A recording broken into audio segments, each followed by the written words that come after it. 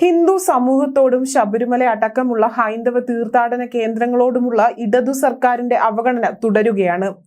ശബരിമല തീർത്ഥാടകർക്ക് നിലയ്ക്കൽ പമ്പ റൂട്ടിൽ സൗജന്യ യാത്രയൊരുക്കാൻ അനുമതി തേടി വിശ്വ ഹിന്ദു പരിഷത്ത് സമർപ്പിച്ച ഹർജിയെ എതിർത്ത് സംസ്ഥാന സർക്കാർ സുപ്രീം കോടതിയിൽ സത്യവാങ്മൂലം നൽകി.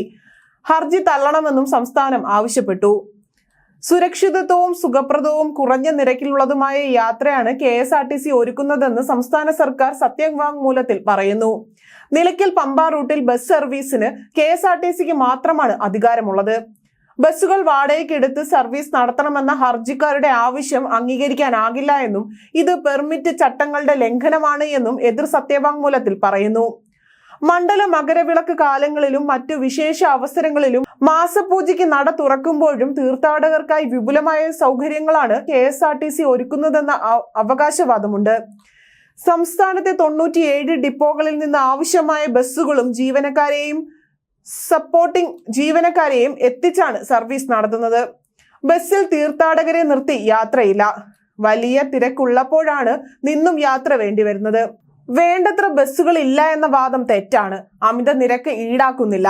സർക്കാർ ഉത്തരവ് പ്രകാരമുള്ള പ്രത്യേക ചാർജ് മാത്രമാണ് ഈടാക്കുന്നതെന്നും എതിർ സത്യവാങ്മൂലത്തിലുണ്ട്. ഇന്നലെ ഹർജി പരിഗണിച്ച ഹൈക്കോടതി അടുത്ത മാസത്തേക്ക് മാറ്റി. VHPക്ക് വേണ്ടി മുതിർന്ന അഭിഭാഷകൻ V ചിദംബരേഷാണ് ഹാജരായത്. ലക്ഷക്കണക്കിന് അയ്യപ്പ ഭക്തരെത്തുന്ന ശബരിമലയ്ക്ക് ആവശ്യത്തിന് ബസ് ഇല്ലാത്തതിനാൽ ഭക്തരുടെ ദുരിതങ്ങൾ കാട്ടിയാണ് VHP കോടതിയെ സമീപിച്ചത്. ഭക്തർക്ക് 28-30 മണിക്കൂർ ക്യൂവിൽ നിൽക്കേണ്ടി വരുന്നു. KSRTC ആവശ്യത്തിന് ബസ്സുകൾ ഓടിക്കുന്നില്ല. ഉള്ള ബസ്സുകൾ നല്ല രീതിയിലല്ല. ഈ സാഹചര്യത്തിൽ ഭക്തരെ സഹായിക്കുന്നതിന് 20 ബസ്സുകൾ വാടകയ്ക്കെടുത്ത് സൗജന്യ സർവീസിന് അനുവദിക്കണമെന്നാണ് VHP ആവശ്യപ്പെട്ടത്.